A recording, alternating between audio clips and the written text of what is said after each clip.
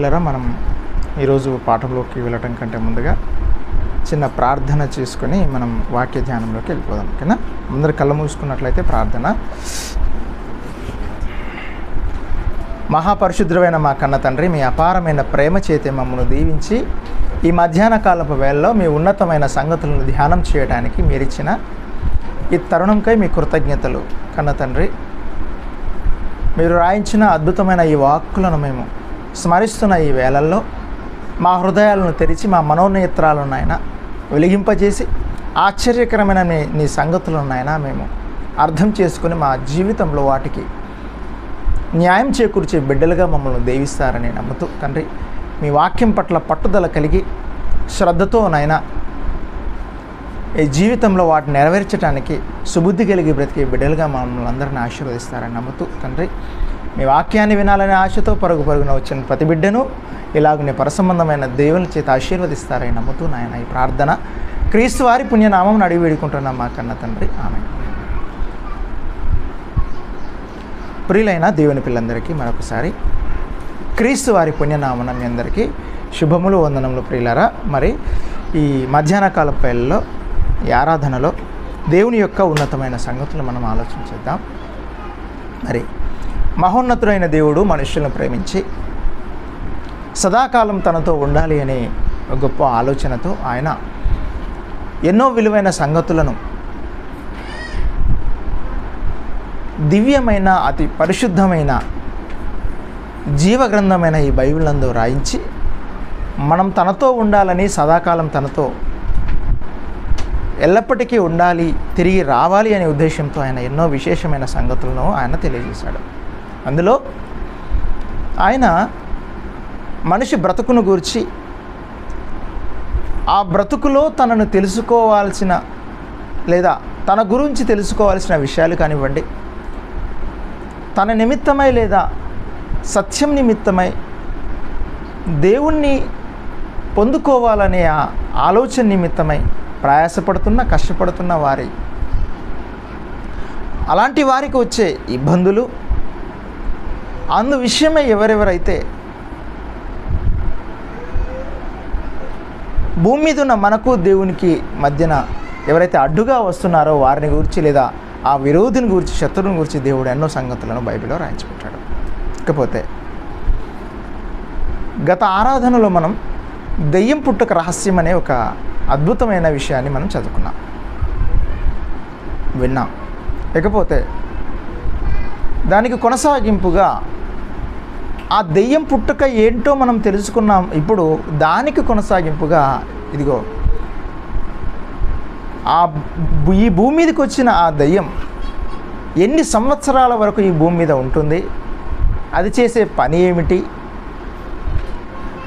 దాని యొక్క ఆయుష్ ఏమిటి, ఎందుకు అది ఈ భూమి మీద ఉంది అన్న సంగతులు మనం తెలుసుకోవాలి.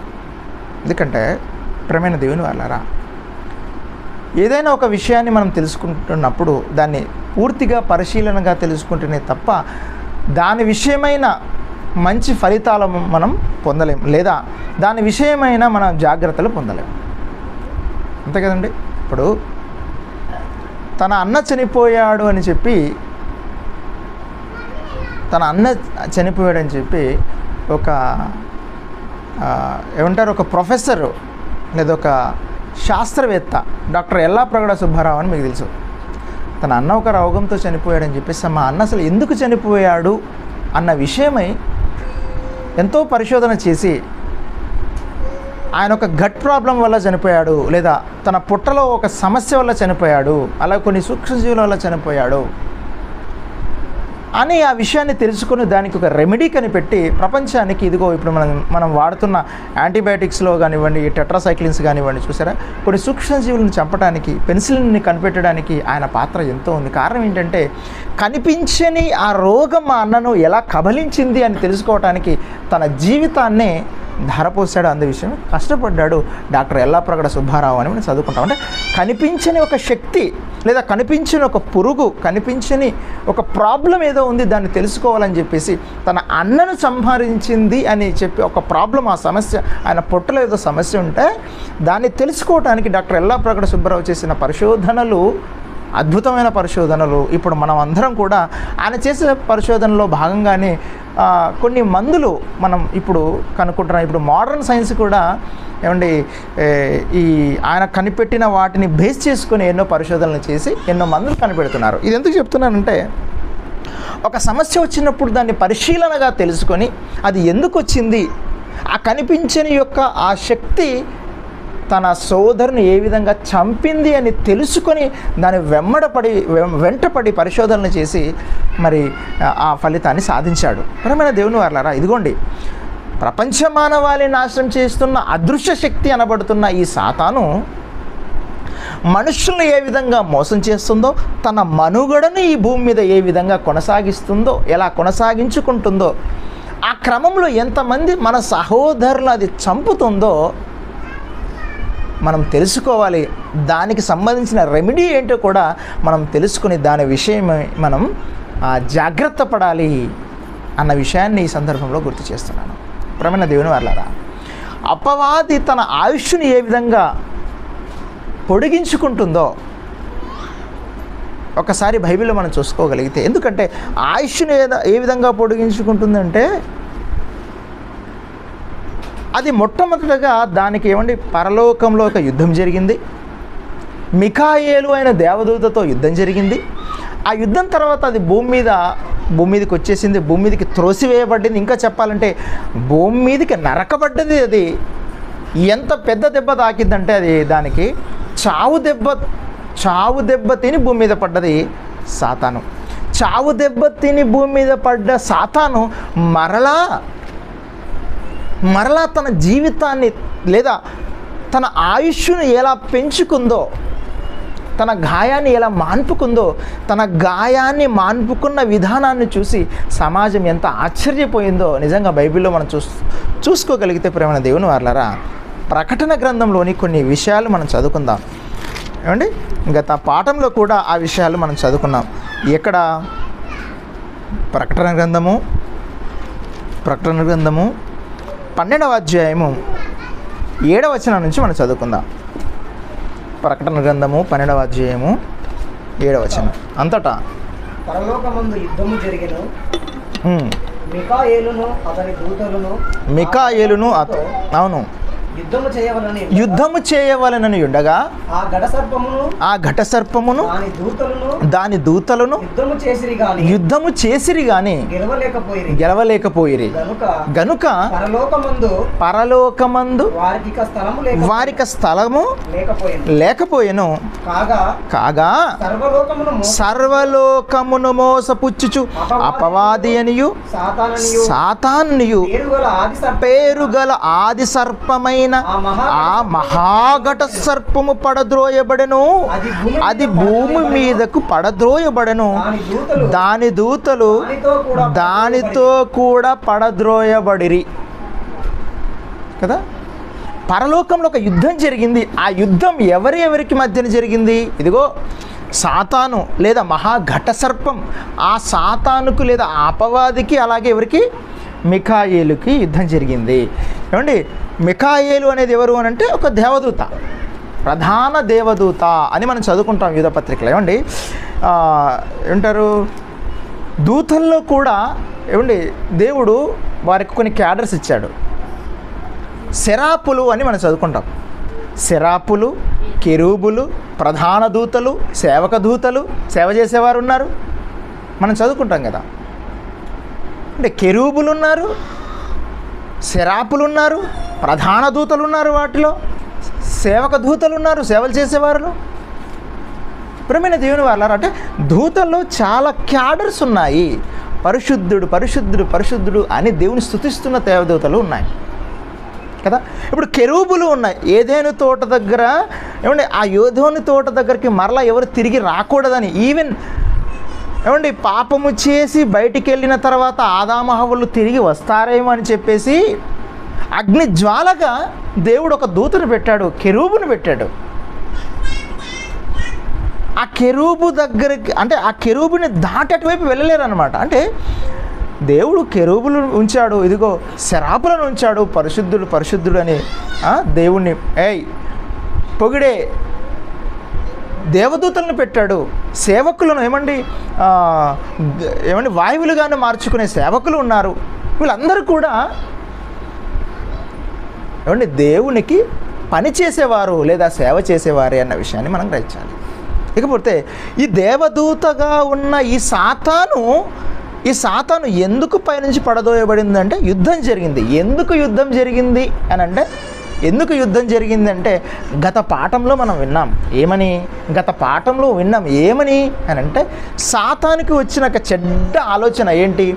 దేవుడున్న స్థానంలో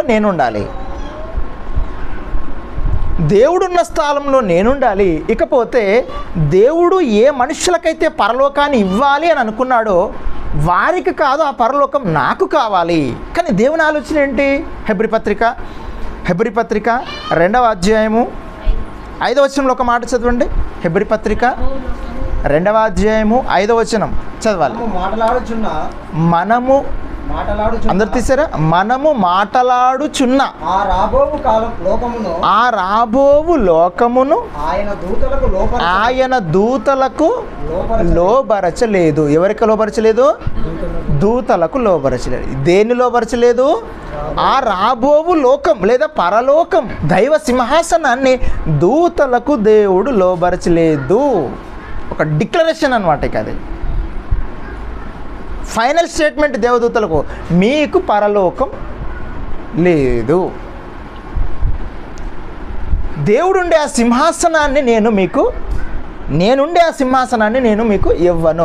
ఒకవేళ మీరు ఇవ్వాలనుకుంటే, ఒకవేళ మీకు ఏదైనా చేయాలనుకుంటే నేను ఏం చేస్తానంటే ఆ పరలోకంలో కూడా నా పిల్లలైన వారికి సేవ చేయటానికి సేవకులు మాత్రమే, ఆ సింహాసనం మీదే మనుషులుగా ఉండే మనకు, దేవుని పిల్లలైన మనకు సేవ చేయటానికి ఉండే మీరు ఆ పరలోకంలో సేవ మాత్రమే చేయాలి తప్పించి ఆ పరలోకం ఎవరికి ఇవ్వాలంటే ఇదిగో నా పిల్లలైన ఈ భూమి మీద ఉన్న మనుషులకు మాత్రమే ఇది ఇవ్వాలి అన్నది దేవుని ఆలోచన.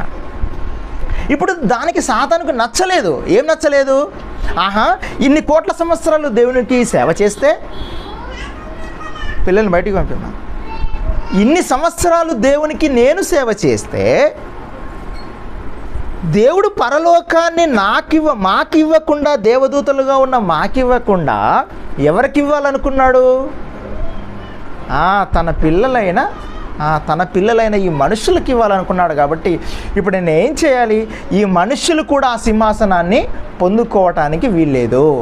మనుషులు ఆ పరలోక సింహాసనాన్ని పొందుకోవటానికి వీల్లేదు. కాబట్టి అది భూమి మీదకి వచ్చిన తర్వాత పరలోకంలో చావు దెబ్బ తిని లేదా పరలోకంలో యుద్ధం తర్వాత ఓడిపోయి భూమి మీదకి వచ్చిన అది దెబ్బ తగిలి ఎంత కోపంగా బయటకు వచ్చేసిందంటే ఏ విధంగా అది క్యూర్ అవుతుంది అని అంటే నిజంగా ఎంత భయంకరమైన పరిస్థితి దేవుడు రాయించాడంటే దాని యొక్క స్థితి ఎంత భయంకరంగా ఉంది అని అంటే అది ఒక్కసారి భూమి మీదకి పడ్డ తర్వాత అది ఏ విధంగా లేస్తుందో మనం చూసుకోగలిగితే ప్రియమైన దేవుని వారలారా ఎంత భయంకరంగా ఉందంటే పరలోకం నుంచి ఒకసారి భూమి మీద పడితే సాతాన్ అంటే దాని స్థానం, దాని స్థాయి, దాని యొక్క భయంకర రూపం ఏ విధంగా ఉందని దేవుడు చెప్పాడో మీకు తెలుసు కదా. ఇదిగో ఆకాశంలో ఉన్న నక్షత్రంలో ఉన్న 3వ భాగాన్ని తన తోకతో మడత పెట్టేసిందట, ఊడ్చేసిందట. ఎంత భయంకరమైనది సాతాను. అక్కడే ప్రకటన గ్రంథంలోని 12వ అధ్యాయము 3వ వచనాన్ని మనం 3-4 వచనంలో మనం చదువుకోగలిగితే అంతటా పరలోకమందు ఇంకొక సూచన కనబడెను. ఇదిగో ఎర్రని మహాఘట సర్పము, దానికి 7 తలలను 10 కొమ్ములను ఉండెను. దాని తల మీద 7 కిరీటములను ఉండెను. దాని తోక ఆకాశ నక్షత్రములలో 3వ భాగమును ఈడ్చి పడేసిందట. ఆకాశ నక్షత్రం అంటే దాని యొక్క దాని యొక్క రూపం ఎంత భయంకరంగా ఉంది చూసారా? ఆకాశ నక్షత్రాల 3వ భాగాన్ని ఈడ్చి పడేసిందట. అంత భయంకరమైనది సాతాన్ అంటే. ఇప్పుడు అది భూమి మీద పడ్డప్పుడు ఏ విధంగా ఉంటుంది మీరు ఆలోచించండి. ఇంత భయంకరంగా ఉంటుంది. ఎన్ని తలలు? 7 తలలు కలిగినది, 10 కొమ్ములు. అంటే ఎంత భయంకరం. ఒకసారి చూడండి, ఒక సర్పానికి 7 తలలు ఉంటే ఎట్లుంటుంది అంటే దేవుడు దాని యొక్క భయంకరమైన స్థితిని అలంకార రూపంలో చెప్పాడు దేవుడు. రూపకాలంకర. ఒక్కసారి మీరు ఊహించుకోండి, సాతాను ఎంత భయంకరమైనది అంటే ఒక్క మహాఘట సర్పానికి 7 తలలుంటే ఎంత భయంకరంగా ఉంటుందో అంత భయంకరమైనది ఆ సాతాను. అది పరలోకంలో యుద్ధం చేసింది, అది ఓడిపోయి భూమి మీద పడ్డ తర్వాత దాని పరిస్థితి ఎలా ఉంది అని చెప్పాడంటే 13వ అధ్యాయము, అదే 13వ అధ్యాయం ప్రకటన గ్రంథంలోని 13వ అధ్యాయము 14వ వచనం చదవండి తమ్ముడు. 13వ అధ్యాయము 14వ వచనం. కత్తి దెబ్బ తినియు బ్రతికిన ఈ క్రూర మృగమునకు ప్రతిమను చేయవలెనని అది భూ నివాసులతో చెప్పుచూ ఆ మృగము ఎదుట సూచన వలన భూనివాసులను మోసపుచ్చుచున్నది. ఏ దెబ్బ తిన్నది? కత్తి దెబ్బ తిన్నది. ఇదిగో నేను బాగైపోతున్నాను, ఇదిగో నేను ఎలా మారిపోతున్నాను, మంచిగా అయిపోతున్నాను. భూమి మీదకి వచ్చిన తర్వాత ఏమైపోతుందట? అది మంచిగా అయిపోతుందట, తనకు తిరిగి ఆరోగ్యం వస్తుందట. ఇదిగో నేను బాగా అవుతున్నాను, ఇదిగో నా రూపం చూడండి, మీరు ఏం చేస్తారు, నాకు ఒక బొమ్మను చేయండి, నాకు ఒక ప్రతిమను చేయండి అని మనుషులు ఏం చేస్తుందట? మోసపుచ్చి బలవంతం చేస్తుంది అని రాయబడింది. చూసారా? ఆ కత్తి దెబ్బ ఏ తీవ్రత ఉందో అది 13వ అధ్యాయము 3వ వచనం చదవండి. దాని తలలలో ఒక దానికి చావు దెబ్బ తగిలినట్టుండెను, అయితే ఆ చావు దెబ్బ మానిపోయెను గనుక భూజనులందరూ ఆ మృగము వెంట వెళ్ళుచు ఆశ్చర్యపడుచుండరు. ఏ దెబ్బ అంటే అది పైనుంచి పడడం, తను చావు దెబ్బ తిన్నది. దానికి 7 తలలు ఉన్నాయనుకుంటే ఒక తలకు చావు దెబ్బ తిన్నదట. మరలా అది ఏమైపోయిందట? చావు దెబ్బ తిన్న అది ఏమైపోయిందట? మానిపోయిందట. మానిపోగానే అది మనుషులను ఏం చేస్తుందట? మనుషులను మోసం చేయడం ప్రారంభించింది. మోసం చేయడం ప్రారంభించిందా? అవును ప్రేమైన దేవుని వలన ఎంత మోసం చేస్తుందంటే సర్వలోకమును మోసపుచ్చుచు అని అన్నది. ఏ విధంగా సర్వలోకాన్ని మోసపుచ్చుతుంది అని అంటే దాని డిస్కషన్ లేదా దాని మ్యానిపులేషన్ ఏ విధంగా మనుషులను తన వైపు ట్రాప్ చేస్తుందంటే మీరు చూసి ఆశ్చర్యపోతారు ప్రేమైన దేవుని వాళ్ళరా. దాని స్థానం లేదా దాని స్థాయి ఏ విధంగా మనుషులు మోసం చేయాలని ప్రయత్నం చేసిందంటే ఒక ఉదాహరణ చెప్తాను చూడండి. యేసుక్రీస్తు వారు ఉపవాసం ఉన్న దినాల్లో సాతాను వచ్చేసింది. వచ్చి అది ఏం మాట్లాడుతుంది అని అంటే ఒక్కసారి అక్కడ మనం చూసుకోగలిగితే చాలా విషయాలు మనకు అర్థమైపోతాయి. మత్తయి సువార్త కానివ్వండి, మార్కు సువార్తలో కానివ్వండి, మనం ఆ వచనాలను చూసుకోగలిగితే ఆయన ఉపవాసం ఉన్న సందర్భంలో అది మాట్లాడిన మాటలు, యేసుక్రీస్తు వారితో మాట్లాడిన మాటలు మనం చదువుకుందాం. 4వ అధ్యాయం చదవండి తమ్ముడు, తీయండి. 4వ అధ్యాయం లూకాసు వార్త తీద్దాం తమ్ముడు ముందుకు. లూకాసు వార్త 4వ అధ్యాయం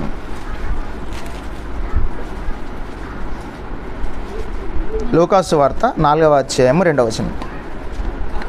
మొదటి నుంచి చదువుదాం.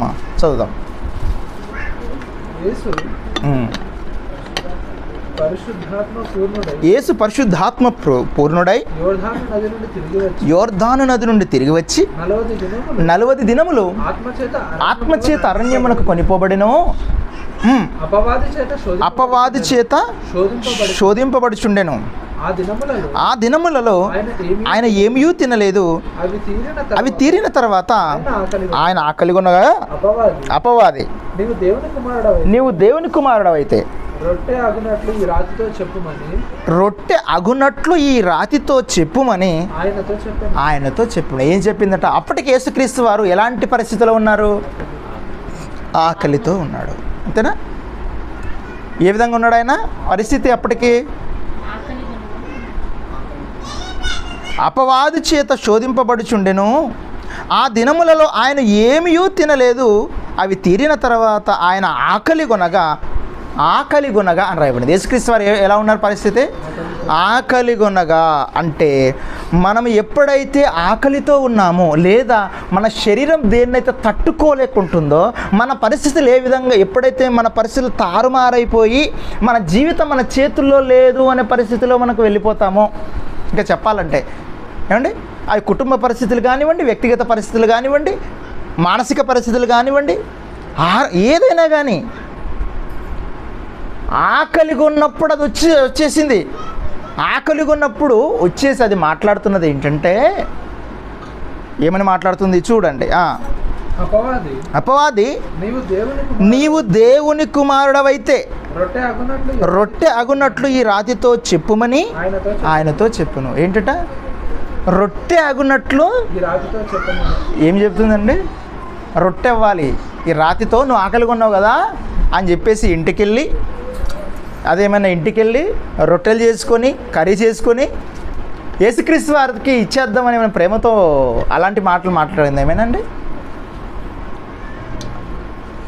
ఏమని మాట్లాడుతుంది? నువ్వే చేసుకోవాలి. ఏమని? ఆ రాయిని రొట్టెగా మార్చుకోవాలి నువ్వే. మరి ఆయన రాయిని రొట్టెగా మార్చుకుంటే నువ్వు చెప్పేది ఏముంది? ఇంక అక్కడ ఉచిత సలహాలు అంటారు కదా వీటిని. ఇదేమైనా రాయిని రొట్టెగా మార్చిచ్చిందా పోనీ? లేదా ఇదేమైనా రొట్టెని తీసుకొచ్చిందా అని అంటే కాదు. ఈ రాయిని నువ్వేం చేయాలట?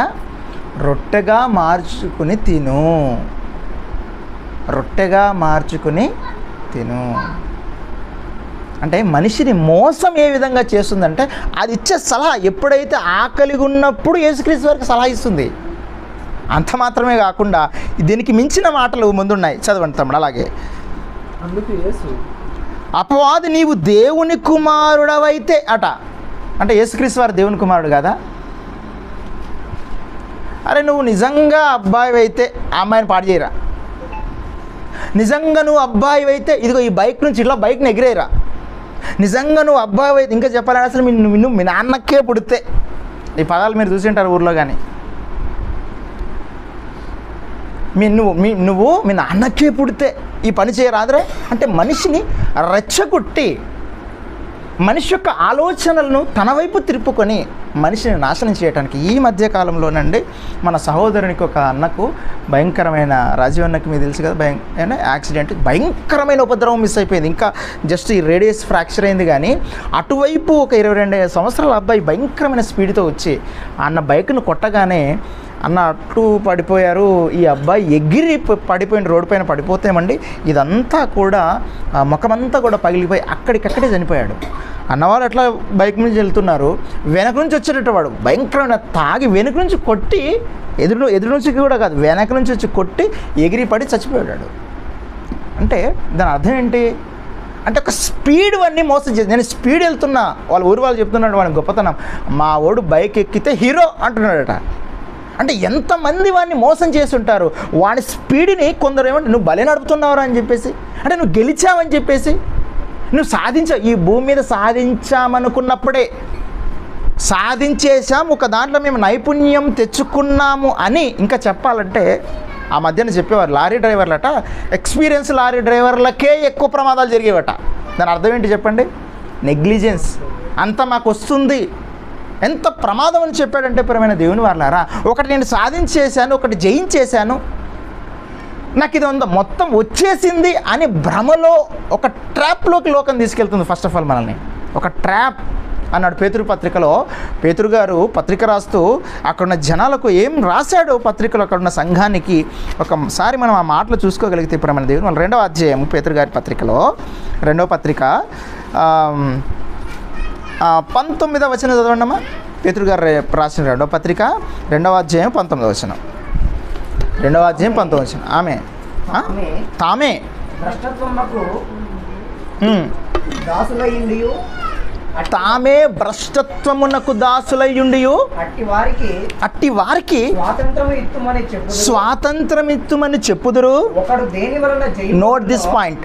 ఒకడు దేని వలన జయింపబడునో దానికి దాసుడగును కదా. ఒక్క అబ్బాయి లేదా ఒక అమ్మాయి నువ్వు భలే అందంగా ఉన్నావంటే నువ్వు ఏం జయించేసినావని ఫీల్ అవుతావు? నాకు రావాల్సిన ఫెయిర్నెస్ వచ్చేసింది, నాకు రావాల్సిన అందరం వచ్చేసింది, నాకు రావాల్సిన సౌందర్యం వచ్చేసింది, నేను అనుకున్న దాన్ని సాధించేశాను, నేను గెలిచాను. అక్కడే ట్రాప్ అన్నాడు దేవుడు. నేను పలాని సాధించేసాను, నేను బైక్ భయంకరమైన స్పీడ్ నడుపుతున్నాను, కానీ ఎక్కడ కూడా తప్పిపోకుండా నడుపుతున్నానన్న భ్రమలోకి నేను తీసుకెళ్ళటమే అదే ట్రాప్ అన్నాడు దేవుడు. దాన్నే ఒకడు దేని వలన జయింపబడినో దానికి దాసుడు. నేను చాలా స్పీడ్ వెళ్తున్నానని చెప్పేసి యాక్సిడెంట్ చేశాడు, అక్కడికక్కడే స్పాట్లో వాడు చనిపోయాడు. దాని అర్థం ఏంటి? వాడు నేను సాధించాను అనుకున్నాడు, నేను జయించానని అనుకున్నాడు, కానీ అక్కడికక్కడికి చచ్చిపోయాడు. ఈ ప్రపంచం అంతా కూడా మనల్ని ఏదో సాధించేశారు మీరు అనే భ్రమలోకి, ఒక బానిసత్వంలోకి తీసుకెళ్తుంది. సాధన లేదా విజయం అనుకుంటున్నాం, అక్కడ జయం అనుకుంటున్నాం మనం అక్కడ, కానీ అక్కడ ఏమైపోతుంది అని అంటే అక్కడ నువ్వు బానిస అయిపోతున్నావు. నువ్వు ఏమైపోతున్నావు అంటే బానిస అయిపోతున్నావు. ఉదాహరణకు ఒక విషయం చెప్తా చూడండి, పేర్లు వద్దు కానీ ఒక ఇంటర్వ్యూలో ఒక అతను మాట్లాడుతున్నాడు. అమ్మాయి నువ్వు చాలా అందంగా ఉందని చెప్పేశారట.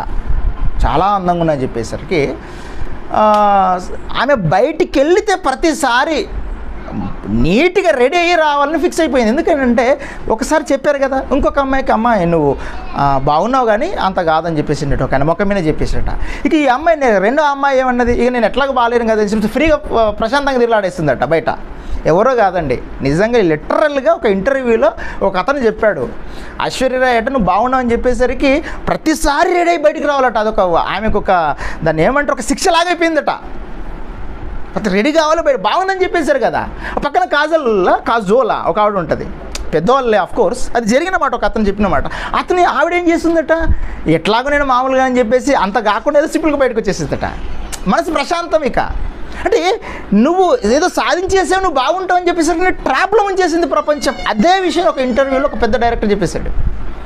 అంటే నువ్వు సాధించాననే భ్రమలో నిన్ను నెట్టేస్తుంది, ఆ తర్వాత దాన్ని ఒక ట్రాప్లోకి, నిన్ను ఒక నాశనంలోకి తీసుకెళ్ళిపోతుంది. అది ప్రమేణ దేవుని వారు నాకు బైక్ బాగా వచ్చింది అనుకున్నాడు, కానీ అక్కడికక్కడే చచ్చిపోయాడు, అక్కడికక్కడికే మరణించాడు ఈ అబ్బాయి. అంటే దాని అర్థం ఏంటి? ఒకడు దేని వలన జయింపబడునో ఈ భూమి మీద దానికి వాడు దాసుడు, దానికి దాసుడు. ఇప్పుడు అదంతా ఎందుకండి, నా పరిస్థితి చెప్తానండి. ఏదో డాక్టర్ కావాలని చెప్పేసి ఏదో చదివినా, తీరా చూస్తే అక్కడికి వెళ్ళిన తర్వాత ఉందండి పరిస్థితి. ఇది ఒకటనే కాదు, ఏదైనా కూడా దానికి ఉద్యోగం చేస్తున్నానా దాసరికం చేస్తున్నానా నాకు అర్థం కాని పరిస్థితి అయిపోయింది. ఒకటి దాన్ని సాధించాము, అక్కడికి వెళ్ళిన తర్వాత దాన్ని అచీవ్ అయిన తర్వాత అసలు ఇది నేను ఏం చేస్తున్నా నాకు అర్థం కాని పరిస్థితి. సాధించామన్న ఆ మత్తులోనే ఏమైపోయామంటే బానిసలమైపోతున్నాం. అది ఏ పాపానికైనా ఏ పనికైనా, దేవుణ్ణి పొందలేని ఏ పని అయినా, దేవుణ్ణి సాధించలేని, దేవుణ్ణిలో నువ్వు లేని ఏదైనా అది నిజంగా అది ఒక ట్రాప్, ఒక బానిసత్వం అని చెప్పేశాడు దేవుడు. మరి ఇదంతా ఎవరు చేస్తున్నారు? నిన్ను ఆకర్షింపజేసి నిన్ను మోసం చేసి నువ్వేదో గొప్పవాడవని చెప్పి నిన్ను రెచ్చగొట్టి నిన్ను మోసం చేసేది ఎవరో తెలుసా? అదిగో అదే అపవాది. అలా అపవాదికి నిన్ను మోసం చేస్తే ఏమొస్తుంది అని అంటే దానికి ఆయుష్ పెరుగుతుంది. దానికి ఏమైపోతుంది? ఆయుష్ పెరుగుతుంది. ప్రపంచానంతా కూడా ఒకవైపు తన వైపు తిప్పుకున్నది. గోగుమాగోగులు ఎవరు అనే పాఠంలో మీకు చెప్పాను. అదేం చేస్తుందట, మనుషులందరినీ తన వైపు తిప్పేసుకుని ఇదిగో ఒక శిబిరం మీద, పరిశుద్ధుల శిబిరం మీద అటాక్ చేయడానికి ప్రయత్నం చేస్తుందని చెప్పేసి మనం చదువుకున్నాం. ప్రేమైన దేవుని వాళ్ళారా, సాతాను ఇంత భయంకరమైనదా, ఎంత మాయ చేయడానికి ప్రయత్నం చేసింది అని అంటే ఒకసారి అక్కడే మత్తయి సువార్త, క్షమించండి, అదే లూకాసు వార్తలో ఇంతకుముందు మీరు చదివిన మాటను మనం చూసుకోగలిగితే, లూకాసు వార్త 4వ అధ్యాయము మరలా చదువుదాం. లూకాసు వార్త 4వ అధ్యాయము 3వ వచనం. అపవాది, నీవు దేవుని కుమారుడవైతే రొట్టెగునట్లు ఈ రాతితో చెప్పుమని ఆయనతో చెప్పెను. అందుకు యేసు, మనుష్యుడు రొట్టె వలన మాత్రమే జీవించడు అని వ్రాయబడి ఉన్నదని దానికి ప్రత్యుత్తరం ఇచ్చెను. ఏమండి, ఏమని చెప్పాడు యేసుక్రీస్తు వారు? మనుష్యుడు రొట్టె వలన మాత్రమే జీవించడు అనే సమాధానం చెప్పాడు. తర్వాత మరలా ఇంకొక మాట, దాని గురించి మరొక మాట చదవండి తమ్ముడు. ఎక్కడుంది? అదే రొట్టెను గురించి కింది వచనాల్లో మనం కింది వచనాల్లో చదవగలిగితే,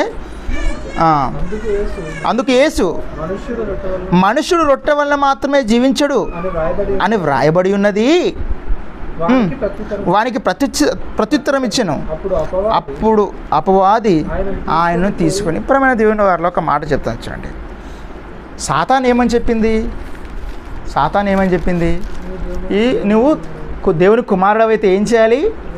ఈ రొట్టెను ఈ రాళ్ళను రొట్టెలుగా మార్చుకున్నది. ఆ తర్వాత యేసుక్రీస్తు వారు ఏమన్నాడు? మనుష్యుడు రొట్టె వలన మాత్రమే జీవించడు. మరి ఎలా జీవిస్తాడు? దేవుని నోట నుండి వచ్చు ప్రతి మాట వలన జీవించడు. ఒకసారి ఆ వచనాన్ని కూడా తీయండి. ఎక్కడ? పక్కన అధ్యాయంలోనే, క్షమించండి, ఈ 4వ అధ్యాయము, మత్తయి సువార్త 4వ అధ్యాయము 4వ వచనం. అందుకు ఆయన ఏమని చెప్తున్నాడు? చదవండి అమ్మా. మనుష్యుడు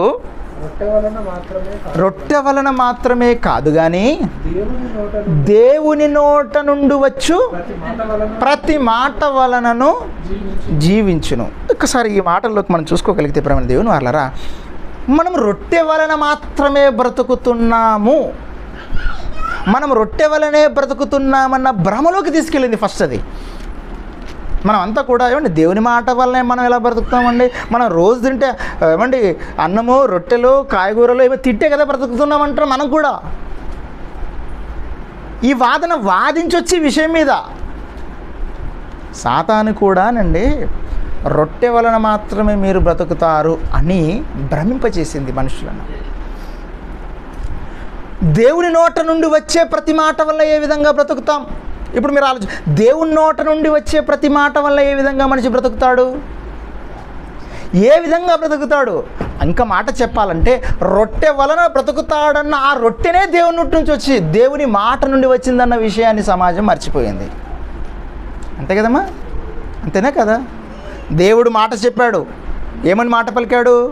ఇదిగో భూమి కలుగునుగాక అని అన్నాడు. దేవుని నోట నుండి వచ్చిన మాట ఏంటది? భూమి కలుగునుగాక. భూమి కలిగినప్పుడు ఆ భూమిలో నుండి ఏమేం పుట్టాలో కూడా దేవుడు చెప్పాడు. అవునా? ఒకసారి ఆ మాట ఆదికాండంలో ఒకసారి ఆ మాటను చూసుకుందాం. ఆదికాండము 1వ అధ్యాయము, ఆదికాండము 1వ అధ్యాయము 9, 10, 11 వచ్చిన చదవనమాట. టక్ నేను చదువుతాను. దేవుడు ఆకాశం క్రిందనున్న జలములు ఒక చోటనే కూర్చబడి 6 నేల కనబడని గాకని పలుకగా ఆ ప్రకారం ఆయను. దేవుడు 6 నేలకు భూమి అని పేరు పెట్టెను, జలరాశికి ఆయన సముద్రములని పేరు పెట్టెను. అది మంచిదని దేవుడు చూచెను. దేవుడు గడ్డిని, విత్తనములు ఇచ్చి చెట్లను భూమి మీద తమ జాతి ప్రకారం తమలో విత్తనములు గల ఫలమిచ్చు ఫలవృక్షములను భూమి మొలిపించును గాకని పలుకగా ఆ ప్రకారం ఆయన. భూమి గడ్డిని తమ జాతి ప్రకారం విత్తనములు ఇచ్చి చెట్టును తమ జాతి ప్రకారం తమలో విత్తనములు ఫల వృక్షములను మొలిపింపగా అది మంచిదని దేవుడు చూచెను. అస్తమయమును ఉదయమును కలగగా 3వ దినము ఆయన. ఇవన్నీ కూడా గడ్డిని తమ జాతి ప్రకారము, వృక్షములు తమ జాతి ప్రకారము, వాటికి విత్తనములు తమ జాతి ప్రకారము, ఇదంతా కూడా దేవుడు పలికాడు. 6 నేల కలగని పలికాడు. అంటే దేవుని మాట ద్వారే భూమి కలిగింది. ఆ భూమిని కలిగించిన దేవుణ్ణే పక్కన పెట్టి దేవుని వలన కాదు ఈ రొట్టె, ఈ దేవుని వలన కాదు, నువ్వు బ్రతుకుతున్నది దేవుని వలన కాదు, ఆయన మాట వలన కాదు, ఓన్లీ రొట్టె వలనే నువ్వు బ్రతుకుతున్నావన్నది ప్రపంచానికి నేర్పి మోసం చేసింది.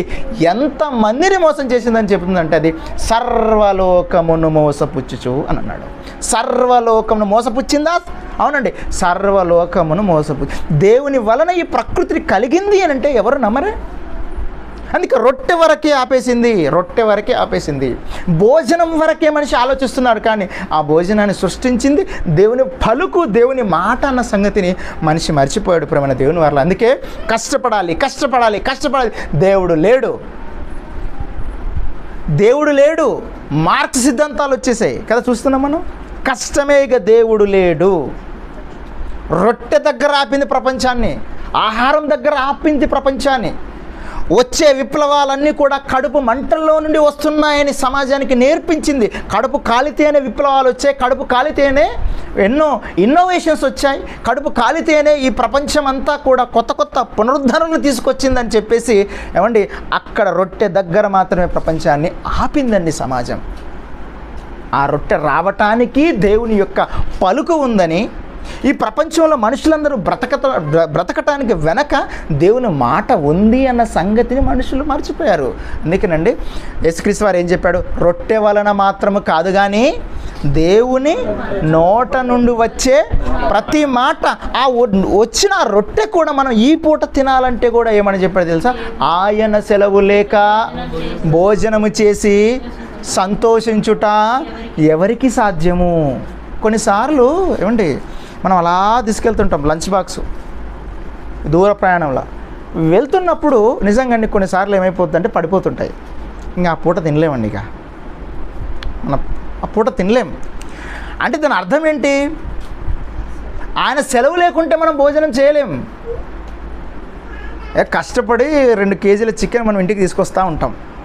ఈరోజు ఆదివారం ఉందని చెప్పేసి ఏమంటే అందరూ తీసుకొస్తారు, మనం కూడా తిందామని చెప్పేసి ప్రయత్నంగా మొత్తం ఉన్న డబ్బులు అనేది తీసుకొచ్చి చికెన్ పెట్టి ఇలా వస్తుంటాం. మధ్యాహ్న కవర్ చినిగిపోయి పడిపోతుంది కథం. అని అర్థం ఏంటి? ఇక ఆ రోజు మనం తినలేము, ఇంకా మన వల్ల కాదు, మన దగ్గర ఏం లేకుంటుంది. చూసారా? దేవుని నోట నుండి వచ్చే ప్రతి మాట వలన బ్రతుకును, ఆయన సెలవు లేక భోజనము చేసి ఒక మనిషి బ్రతకాలంటే, ఒక మనిషి ఆహారం తినాలంటే ఆయన సెలవు. ఒక మనిషి బ్రతకాలంటే దేవుని దయ, ఆయన దయ ఏమైపోతుందట? ఆయుష్కాలం అంతా ఉంటుంది అండి. మనిషికి అన్ని రకాల ఇంజెక్షన్స్ ఇస్తాం, అన్ని రకాలు చేయాల్సిన ప్రయత్నాలన్నీ చేస్తాం. చచ్చిపోయే ముందు మనిషికి హాస్పిటల్లో అన్ని ప్రయత్నం చేస్తాం. డాక్టర్ గారు ఏం చెప్తారు అండి? ఏమండి మా ప్రయత్నం అంతా చేశాము, బాడీ రెస్పాన్స్ కాకపోతే మేమేం చేయలేమండి, అన్ని మెడిసిన్స్ ఇచ్చేసామండి. బాడీ మెడిసిన్కి రెస్పాండ్, మెడిసిన్కి ఏమంటే బాడీ కోఆపరేట్ చేయకపోతే మేము ఏం చేస్తామండి? మేము మనుషులమే కదండి. మనిషి బ్రతకాలంటే దేవుని దయ కావాలి. మందులుంటే వైద్యం ఉంటే సరిపోదు.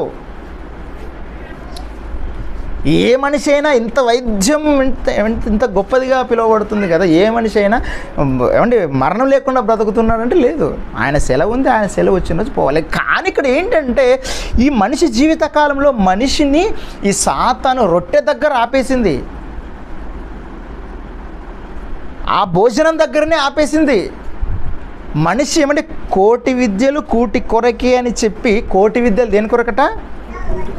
కూటి కొరకంటే పొట్ట కొరకే, ఆహారం కొరకే, అక్కడనే ఆపేసిందండి. అంతకు మించి మనిషి ఆలోచించలేకపోతున్నాడు. కారణం ఏంటంటే నువ్వు రొట్టె వలన మాత్రమే బ్రతుకుతున్నావు కానీ దేవుని వలన కాదు అని సాతాను ఒక్కొక్కని మనస్సుని పాడు చేసేసింది. ప్రేమైన దేవుని వాళ్ళారా, మోసం చేసేసింది. అది ఎంత మోసం చేసిందంటే సర్వలోకాన్ని మోసం చేసింది, సర్వలోకాన్ని మోసం చేసింది. ఇకపోతే ప్రేమైన దేవుని వాళ్ళారా, సాతానుకి అసలు ఇంతెందుకు మోసం చేస్తుంది అని అంటే దానికి ఏం కావాలి? పరలోకం కావాలి. ఆ పరలోకం వద్దు, ఇవ్వలేనని దేవుడు చెప్పాడు. మనకిస్తాను అని దేవుడు అన్నందుకే అదేం చేసిందంటే మనుషులందరినీ మోసం చేయడం ప్రారంభించింది. యేసుక్రీస్తు వచ్చారు. యేసుక్రీస్తు వారు వచ్చి ఒక మాట చెప్పారు, నాయన మీరు ఈ భూమి మీద బ్రతుకున్న దినాలలో, ఈ భూమి మీద బ్రతికి ఉన్న దినాలలో మీరు ఏం చేయాలంటే మంచిగా స్వార్థ ప్రకటించి మీ జీవితాన్ని ముగించాలి. సర్వలోకమునకు వెళ్ళి సర్వ సృష్టికి సువార్తను. ఆ మాటలో ఎంత సత్యము, ఎంత ఆంతర్యము, దాని వెనక ఎంత దాగి ఉందని మనం ఆలోచించగలిగితే ప్రేమైన దేవుని వాళ్ళ భూమి మీద యేసుక్రీస్తు వారు వచ్చినప్పుడు ఆయన ఎన్ని సూచక్రియలు మహత్కార్యాలు చేస్తున్న ఆ తరుణంలో ఒకానొక సందర్భంలో దెయ్యం పట్టిన వాళ్ళు ఎదురవుతారు. అప్పుడు ఆ దెయ్యం ఏమని మాట్లాడుతుందో తెలుసా? యేసుక్రీస్తు వారి దగ్గర ఏం మాట్లాడుతుందో అదొకసారి తమ్ముడు, అది ఎన్నో అధ్యాయము మత్తయి సువార్తలో అనుకుంటా తమ్ముడు, ఒకసారి ఆ మాటను చూస్తారా? 8వ అధ్యాయము 28 వచనాలు అట్లా చదువుకుందాం ఒకసారి. మత్తయి సువార్త 28వ అధ్యాయం, క్షమించండి, 8వ అధ్యాయము 27, 28 వచనాలు అనుకుంటా తమ్ముడు. చదువుతాంలో, ఆయన అద్దరినున్న గదరేనీయుల దేశము చేరగా దయ్యము పట్టిన 2 మనుషులు సమాధులలో నుండి బయలుదేరి ఆయన ఎదురుకు వచ్చిరి. వారు మిగుల ఉగ్రులైనందున ఎవడునూ ఆ మార్గమున వెళ్ళకపోయిను. వారు ఇదిగో దేవుని కుమారుడా, నీతో మాకేమి, కాలములు రాకమునిపే మమ్మును బాధించుటకు ఇక్కడికి వచ్చితివా అని కేకలు వేసిరి. ఎవరు ఏమంటే దయ్యాలు ఏమని కేకలు వేసాయట? దయ్యం పట్టిన మనుషులు అంటే లోపల దయ్యాలు ఉన్నాయి వాళ్ళకి. మా కాలము రాకమునుపే నువ్వెందుకు వచ్చావయ్యా దేవుని కుమారుడా అంటున్నాయట. కాలము రాకమునుపే అంటే ఎవరి కాలము? దయ్యమును వెళ్ళిపోయే కాలమునకు రాకమునుపే నువ్వెందుకు వచ్చావయ్యా మా వెళ్ళటానికి? కాలమును రాకమునుపే. అంతకుముందు అది ఎక్కడి నుంచి వచ్చింది ఏంటి? పాతాళం నుంచి వచ్చింది కదా, భయంకరమైన స్థితిలో నుంచి వచ్చింది కదా. మరలా ఈయన వస్తే ఏం చేస్తాడు? మమ్మల్ని ఎక్కడ తీసుకెళ్తాడు? మళ్ళీ ఎక్కడ పంపిస్తాడు? పాతాళానికి పంపిస్తాడు. పాతాళం అంటే ఎవరికి భయం ఉంది? పాతాళం అంటే ఎవరికి భయం ఉంది? పాతాళం అంటే దయ్యాలకు భయం ఉంది కానీ మనుషులకు భయం లేదండి. ఒక అక్క అంటుందట, అక్క స్వార్థకు రావా, వాక్యం వినవా, ఏంటి ఇట్లా వెళ్తే నరకం ఉందని ఒక అన్న చెప్తే, ఏముంది తమ్ముడు అందరు వెళ్ళినట్ట మనం కూడా వెళ్దాం అంటుందట ఆమె. బాబా బాబా బా మహాతలులు అందరు నరకానికి వెళ్ళినట్ల ఈమె కూడా అందరికి జరిగినట్టే మనకు జరుగుతుంది. నరకం అంటే అక్కడ ఏమైనా పులపాన్పు ఉంటుందా, కేక్ వాక్ ఉంటుంది అనుకుంటుంది, మాకు అర్థం కావట్లా. నరకాన్ని గురించి ఏం చెప్పాడంటే, పొట్టును గర్భము ధరించి వారు కొయ్యకాలను కందురు, వారి ఊపిరియే వారికి అగ్నిమయమైనట్లుండును. ఇదిగో ఆ యొక్క అగ్నిగుండముల్లో ఎవరుంటారట? సాతాను మృగము ఉంటుందని చెప్పాడట. అగ్నిగుండంలో ఉంటా ఒక మృగం, అగ్నిగుండంలోనే మంటలు ఉంటే పక్కన మృగం ఉంటే అది ఏ విధంగా నేను వేధిస్తుందో ఒకసారి ఆలోచించండి. ప్రకటనలో రాయబడినట్టుగా అంటే భయంకరమైన స్థితి ఉందని చెప్పడానికి దేవుడు రాయించాడు. అక్కడికి వెళ్ళిన తర్వాత అక్క ఏమనుకుంటుంది? అక్కడికి వెళ్ళిన తర్వాత ఏమైనా కేకులు పెడతారనుకుంటుందేమో మరి ఆమె. పాతాళం వెళ్ళటానికి సాతానే భయపడుతుంటే మనుషులకు భయం లేదండి అసలు. అంటే దానికి కాలం తెలిసిపోయింది. ఏమని? ఎందుకప్పుడే మా కాలము రాకమునుపే మమ్మను బాధించడానికి ఇక్కడ వచ్చింది. కాలం రాలేదు, మా కాలం అయిపోలేదు, ఇక్కడ భూమి మీద ఉండే కాలం ఉంది. అప్పుడు వచ్చావేంటంటే దానికి కాలం ఉందని తెలుసు. ఎంత కాలం ఉందని తెలుసు? కొంతకాలమే నేను ఈ భూమి మీద ఉండాలన్న సంగతి సాతానుకు తెలిసిపోయింది. ఎక్కడ చదువుతాం మనం? ప్రకటన గ్రంథం 12వ అధ్యాయంలోని 12వ వచనంలో మనం చదవగలిగితే ఒకసారి, అలాగే పేతురు రాసిన పత్రికలో కూడా, పేతురు గారు రాసిన పత్రికలో కూడా మనం చదువుకుంటాం. 12వ అధ్యాయము 12వ వచనం. అందుచేత పరలోక నివాసులారా ఉత్సహించుడి, భూమి సముద్రమా మీకు శ్రమ, అపవాది తనకు సమయము కొంచెమే అని తెలుసుకొని బహు క్రోధము గలవాడై మీ యొద్దకు దిగి వచ్చి ఉన్నాడని చెప్పాను. ఎంత టైం ఉందట దానికి? ఎంత కొంచెము? అపవాదికి సమయం కొంచెమే అని తెలుసుకొని కొంచెం సమయం అని చెప్పాడు. ఇప్పుడు మీరు ఆలోచించండి, ఆదాము హవ్వల కాలం నుంచి ఈనాటి ఇప్పటి వరకు చూస్తే కాలం కొంచెం కాలమా ఎక్కువ కాలమా? ఎక్కువ కాలం. మరి దేవుడు కొంచెం కాలం రాయించాడు ఏంటి? దాని ఆయుష్ భూమి మీద కొంచెం కాలమే కదా, మరి ఇంతకాలం ఏంటి? ఎందుకు ఇంతకాలం భూమి మీద ఉంది? ఇంకొక దగ్గర పేతురు గారు రాసిన పత్రికలోనే ఒకసారి ఆ వచనాన్ని కూడా చదువుతాం. పేతురు గారు రాసిన పత్రిక ఎన్నో అధ్యాయమమ్మా? 5వ అధ్యాయము 25వ అధ్యాయము 8వ వచనం. నిబ్బరమైన బుద్ధి గలవారై మెలకువగా ఉండుడి, మీ విరోధి అయిన అపవాది గర్జించు సింహము వలె ఎవరిని మింగుదునా అని వెతకుచు. ఎవరిని ఇచ్చిన కాలం కొంచెమే, ఇచ్చిన కాలంలో ఎవరినెవరిని మృంగాలి, ఎవరిని మృంగుదునా అని ఎలాగట? గర్జించు సింహము వలె. గర్జించే సింహం ఎంత భయంకరంగా ఉంటుందో అండి. గర్జించు సింహం ఎంత భయంకరంగా ఉంటుంది. దాని శబ్దానికి అది ఒకవేళ గర్జిస్తే ఆ శబ్దానికే మన చెవులు పగిలిపోతాయండి. అది చాలా కోపోద్రేకంతో ఉంది. మనుషులు మోసం చేయాలి, పరలోకం నాకివ్వడు దేవుడు, వాళ్ళకిస్తున్నాడు, వాళ్ళని కొట్టేద్దాం, మోసం చేసేద్దాం, ఈ లోకానికి బానిసలను చేద్దాం, పాపంలోకి తోసేద్దాం మనుషులని చెప్పేసి అది చాలా భయంకరమైన కోపంతో ఉందట. గర్జించు సింహము వలె అని చెప్పాడు దేవుడు. గర్జించు సింహం వలేనా? అవును ప్రియమైన దేవుని వాళ్ళరా. అంటే దాని కాలం కొంచెమే. మరి కాలం ఎలా, ఏ విధంగా, ఎందుకు వాడు తన ఆయుష్ని పెంచుకుంటున్నాడు అని అంటే, పోనీ తన ఆయుష్ పెంచుకుంటున్నాడు సరే, మరి ఎప్పుడు అది అంతమైపోతుంది అని మనం ఆలోచన చేయగలిగితే ప్రియమైన దేవుని వాళ్ళరా, పోనీ దాని యొక్క ఆయుష్ ఎప్పుడు అంతమవుతుంది అని ఒకసారి మనం ఆ విషయాన్ని ఆలోచించి మరలా మనం ఇక్కడికి వచ్చేద్దాం. అది ఎప్పుడు అంతమైపోతుంది? అని అంటే తెస్సలోనిక పత్రికలోని దేవుడు ఒక మాట చెప్పాడు. ఆ విషయాన్ని మనం చదువుకోగలిగితే తెస్సలోనికలకు రాసిన పత్రికలో ఒక మాటలు మనం చదువుకుందాం. తెస్సలోనికలకు రాసిన పత్రికలో కొన్ని మాటలు మనం చదువుకుని ముందుకెళ్దాం.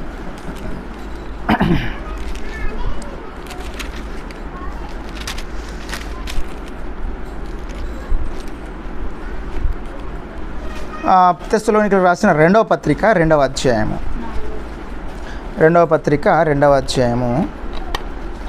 వచనం చదువుతారమ్మా? 8వ వచనం చదువుకుందాం.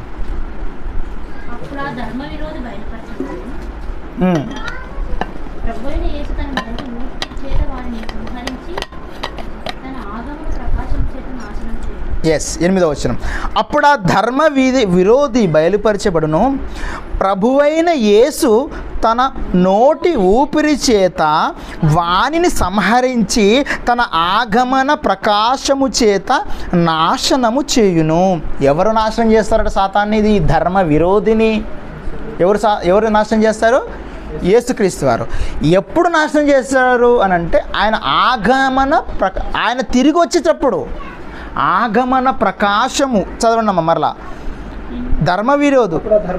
అప్పుడు ఆ ధర్మ విరోధి బయలుపరచబడును, ప్రభువైన యేసు తన నోటి ఊపిరి చేత వానిని సంహరించి తన ఆగమన ప్రకాశము చేత నాశనము. యేసుక్రీస్తు వారు తిరిగి వస్తున్నప్పుడు ఆ ఆగమన ప్రకాశానికి ఆయన నోటి మాటకే, నోటి ఊపిరికే దాన్ని దేవుడు సంహరించేస్తాడట. ఏమండి, నోటి ఊపిరికే సంహరించేస్తాడు, దాన్ని నాశనం చేస్తాడు అని రాయబడి ఉంది. అంటే యేసుక్రీస్తు వారు వచ్చినప్పుడు ఈ సాతాను ఏమైపోతుంది? నాశనం అయిపోతుంది. ఏమండి, అది నిత్యాగ్ని దండనకు వెళ్ళిపోతుంది, నరకానికి వెళ్ళిపోతుంది. ఎప్పుడు? యేసుక్రీస్తు వారు తిరిగి వచ్చినప్పుడు. ఇప్పుడు యేసుక్రీస్తు వారు తిరిగి రావాలంటే ఏం జరగాలి? యేసుక్రీస్తు వారు తిరిగి వస్తే కదా అది నాశనం అయిపోతుంది. సర్వలోకాన్ని మోసపుచ్చింది, మన అన్నల్ని మోసపుచ్చింది, చెల్లెల్ని మోసపుచ్చింది, తల్లిని మోసపుచ్చింది, తండ్రిని మోసపుచ్చింది, సమస్త సర్వలోకంలో ఉన్న మనుషులందరినీ మోసపుచ్చి తన వైపు తిప్పుకుంటుంది. ఈ సాతాన్ని ఎవరు నాశనం చేస్తారంటే యేసుక్రీస్తు వారే. ఎప్పుడు అంటే తన ఆగమన ప్రకాశం ఆయన తిరిగి వచ్చినప్పుడు నాశనం చేస్తాడు. బాగానే ఉంది. మరి యేసుక్రీస్తు వారు ఎప్పుడు వస్తారు? ఇప్పుడు ఈ యొక్క సాతాను నాశనం అవ్వాలంటే యేసుక్రీస్తు రావాలి. అంటే ఈ సాతాను యొక్క అంతం ఎప్పుడు? యేసుక్రీస్తు రాకతో. యేసుక్రీస్తు రాకతో ఇది నాశనం అయిపోతుంది. అంటే యేసుక్రీస్తు ఎప్పుడు రావాలి? యేసుక్రీస్తు వారు ఎప్పుడు వస్తారంటే ఎక్కడుంది అది? మనం మత్తయి సువార్తలో మాటను చదవచ్చు. మత్తయి సువార్త ఎన్నో అధ్యాయం అది? మత్తయి సువార్త 24వ అధ్యాయము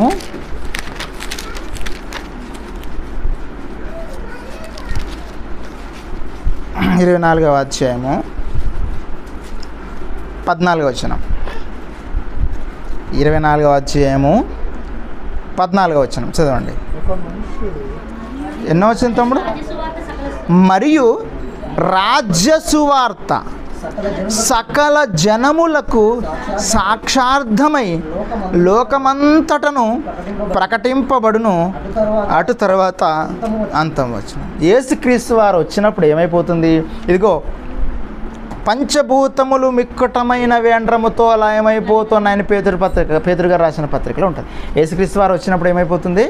పంచభూతములు అంటే ఆకాశము, భూమి, ఏమంటే ఈ నీరు, ఈ పంచభూతాలన్నీ కూడా, నింగి, నేల, నీరు అంటాం కదా, ఇవన్నీ కూడా, ఈ పంచభూతాలన్నీ కూడా యేసుక్రీస్తు వారు రాకతో వేండ్రముతో లయమైపోతే అంతము యేసుక్రీస్తు వారు వచ్చినప్పుడు జరుగుతుంది. యేసుక్రీస్తు వారు రాకతో పంచభూతాలన్నీ లయమైపోతాయి అని పేతురు గారు రాసి. ఎన్నో వచ్చిన చదవం అది కూడా? 2వ పేతురు పత్రిక 3వ అధ్యాయము 11, 12. ఇవన్నీ ఇట్లు లయమైపోయినవని గనుక ఆకాశములు రగులుకొని లయమైపోవునట్లు పంచభూతములు మహావేంద్రముతో కరిగిపోవునట్టు దేవుని దినపు రాకడ కొరకు కనిపెట్టుచు దానిని ఆశతో అపేక్షించుచు మీరు పరిశుద్ధమైన ప్రభు చాలా అంటే దేవుని దిరంపు రాకడ రోజు ఏం జరుగుతుందట? ఇదిగో పంచభూతములు మిక్కుటమైన వేండ్రముతో లయమైపోతాయి అని రాయబడి ఉంది. అంటే యేసుక్రీస్తు వారి రాకతో అంతం జరుగుతుంది.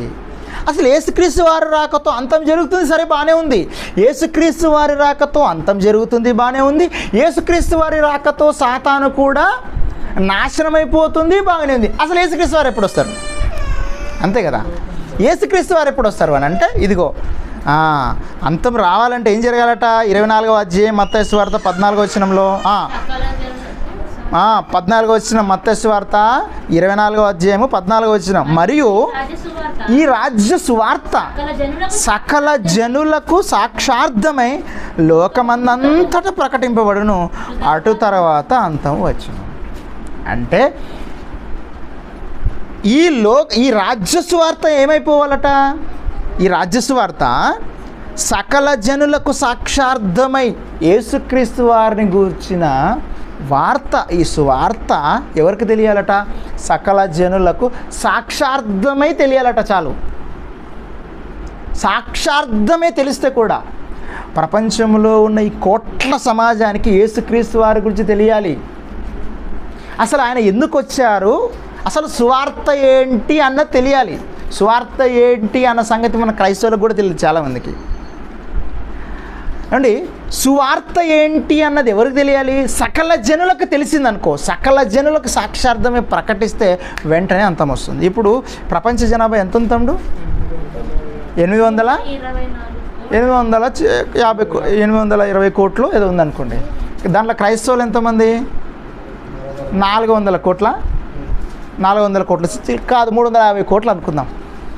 ఇప్పుడు పోనీ 450 కోట్లు లేదా 350 కోట్లు 400 కోట్లు అనుకుందాం. క్రైస్తవులు ఎక్కువగా మంది కదా, సరే 400 కోట్ల మంది 400 కోట్ల మంది అనుకుంటే మొత్తం ప్రపంచ జనాభా ఎంత? 850 కోట్లు. ఇప్పుడు క్రైస్తవులు ఎంత? 400 కోట్లు అనుకుందాం. ఇప్పుడు ఈ 400 కోట్ల మంది సువార్త చెప్పితే ఎంతమందికి చెబితే, అంటే అంతం రావాలంటే క్రీస్తు వారు రావాలంటే ఒక్క క్రైస్తవుడు మరొక సువార్త తెలియని మరొకరికి చెప్తే చాలు. అట్లా చెప్పడానికి ఎంతసేపు అవుతుంది? అవుతుందమ్మా సువార్త? నేనైతే నాకు తెలిసిన జ్ఞానం ప్రకారం నేను ఒక 20 నిమిషాలు చెప్తాను అనుకోండి, లేకపోతే 5 నిమిషాలు. ఇక మీ కెపాసిటీ మీరు ఒక 5 నిమిషాలు చెప్తారు అనుకోండి వాక్యం. నా స్థాయికి బట్టి నేను చెప్తాను, మీ స్థాయిని బట్టి. అటు ఇటు తిరిగితే అంటే గంట పట్టదు కదా, అర్ధ గంటలో పట్టదు. సకల జనులకు సాక్షార్థమే సువార్త ప్రకటిస్తే. సాక్షార్థమే సుమా, పూరా వాక్యం అంతా బైబిల్ అంతా కూడా అక్కర్లే, సాక్షార్థమే ప్రకటించడానికి 10 నిమిషాలు 20 నిమిషాలు అనుకోండి అమ్మా. ప్రపంచంలో ఉన్న తెలియని వారికంతా కూడా 400 కోట్ల మందికి తెలియదు, 400 కోట్ల మందికి తెలుసు కదా. 400 కోట్ల మందిలో తెలిసిన వారిలో మనం ఉన్నాం, ఇంకా 400 కోట్ల మంది తెలియని వాళ్ళు ఉన్నారు. వాళ్ళకు ఒక్కొక్కరికి చెప్తే అయిపోతుంది కదా. ఈ 400 కోట్ల మందిలో ఒక్కరికి చెప్పుకుంటూ పోతే ఎంతసేపు అవుతుంది? నిజంగా చెప్పాలంటే ఒక 20 నిమిషాల వాక్యం అంతా చెప్పేయచ్చు ఒక్కటేసారి చెబితే. అంటే 21 నిమిషం యేసుక్రీస్తు వారు భూమి మీదకి వచ్చేస్తారు, అంతే కదా దాని అర్థం. అందుకే దాని ఆయుష్ ఎంత షార్ట్ టైమో మీరు ఆలోచించండి. కరెక్ట్గా క్రైస్తవులు కొడితే 20 నిమిషాలు అయిపోతుంది దాని ఆయుష్. సాతానుది 20 నిమిషాలు ఆ సాతాన్ని మనం అంతం చేయొచ్చు. కానీ ఎన్ని సంవత్సరాలు పొడిగించుకుంటుందంటే చావు దెబ్బ తిన్నది మరలా హీల్ అయిపోయి లేచింది. ఒక్కొక్కరిని మోసం చేయాలి, ఒక్కరు కూడా కాళ్ళు బయటికి పెట్టకూడదు, సువార్తకి బయటికి పెట్టకూడదు, ఎవరికి వాక్యం చెప్పకూడదు అని చెప్పేసి అందరినీ ఎక్కడికక్కడ పట్టేసిందండి. చర్చిల్లో బంధించేసింది, మనల్ని బయటికి వెళ్ళకుండా చేసేసింది. బయటికి వెళ్ళే వారిని ఏమన్నాడు దేవుడు? వాళ్ళ పాదములు సుందరములు. ఎందుకు సుందరములు అంటే ఒక్కొక్క పాదం ఎంత సుందరమైందంటే చావు దెబ్బ తిన్న ఆ సాతాను యొక్క శిరస్సును చితకదొక్కే పాదాలు ఎవరివి అని అంటే ఇదిగో సువార్త ప్రకటించే వారివి అని అన్నాడు ఆయన. అవునా కదా? ఒకసారి ఆ మాట కూడా చూసుకుందాం. రోమపత్రిక 10వ అధ్యాయము 14-15 వచనాలు తీయండి ఒకసారి. రోమపత్రిక అంతేనా తమ్ముడు?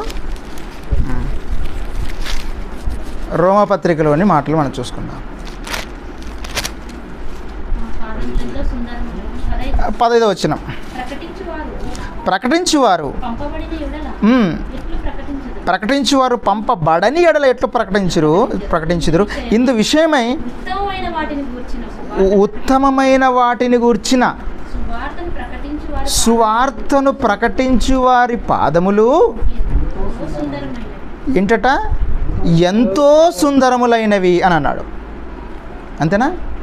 సువార్త ఉత్తమమైన వాటిని ప్రకటించు వారి పాదములు ఎంతో సుందరములు. ఎంత సుందరం అంటే చావు దెబ్బ తిని, పరలోకంలో చావు దెబ్బ తిని ఒక తలకు గాయమై స్పృహ కోల్పోయిన స్థితిలో ఉన్న అది తిరిగి లేచి హీలైపోయి బయటకు వచ్చేసరికి మరలా సువార్త ప్రకటించి క్రీస్తు వారిని సమాజానికి ప్రకటించే వారి పాదాలు దానికి ఏమై ఉన్నాయట తెలుసా అండి?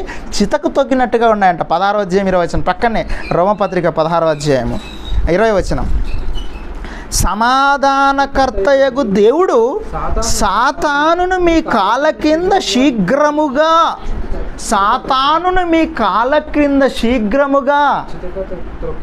తొక్కడమా చితక తొక్కడమా? చితక తొక్కడం అంటే దాని అర్థం ఏంటి? రూపం నామరూపాలు లేకుండా ఇలా పురుగు వచ్చింది తీసింది అనుకో. మన ఇంట్లోకి పురుగు వచ్చింది అనుకో, పిల్లలు భయపడుతుంటారు. ఇప్పుడు ఏం చేస్తారు? దాన్ని పిల్లలు ఎదుట దాన్ని చంపాలని చేసి చెప్పుతోన తొక్కితే చితికిపోతాయండి పురుగులు. దాన్ని ఏమంటారు? చితక తొక్కడం అంటారు. తొక్కడం కాదు, చితక తొక్కటం. అంటే దేవుడు మన చేత సాతాను ఎట్లా కొట్టేయాలనుకున్నాడంటే ఒక్క దెబ్బ, చావు దెబ్బ కాదు, చితక్క కొట్టేయాలనుకున్నాడు. విచిత్రం ఏంటంటే అదే మనల్ని చితక కొడుతుంది కదా, అదే మనల్ని చితక కొడుతుంది.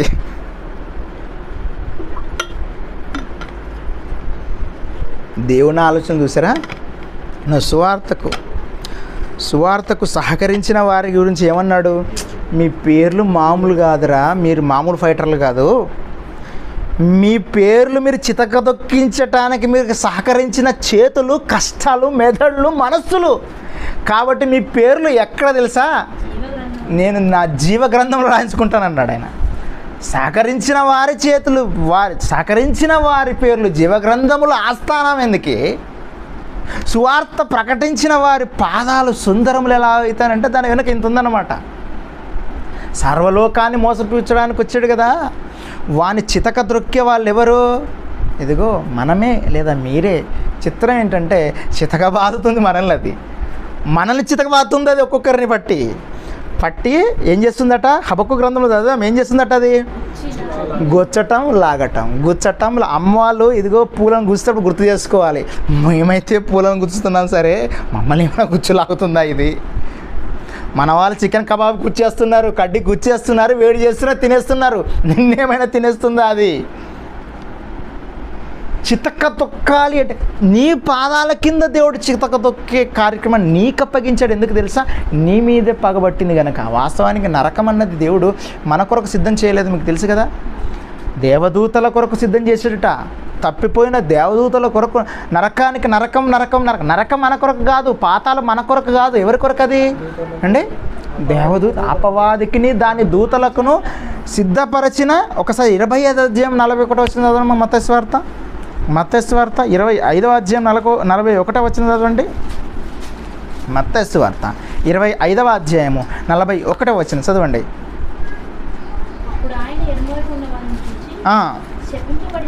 శపింపబడిన వారలారా, నన్ను విడిచి అపవాదికిని వాని దూతలకును సిద్ధపరచబడిన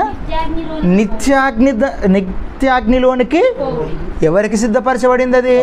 అపవాదికిని. దాని మనకు కాదా?